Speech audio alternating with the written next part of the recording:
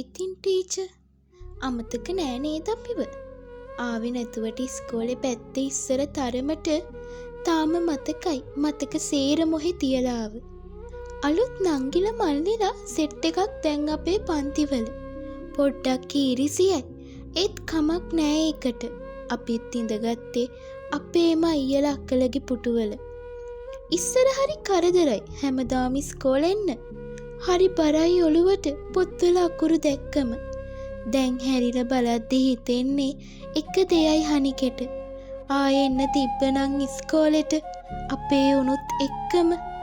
හිතුවට වඩා ඉස්කෝලෙන් එළිය ජීවිතේ හරි බරයි ටීචර්. දැනුනේ නෑ අපි එකට ඉන්නකොට ඒක හරියට.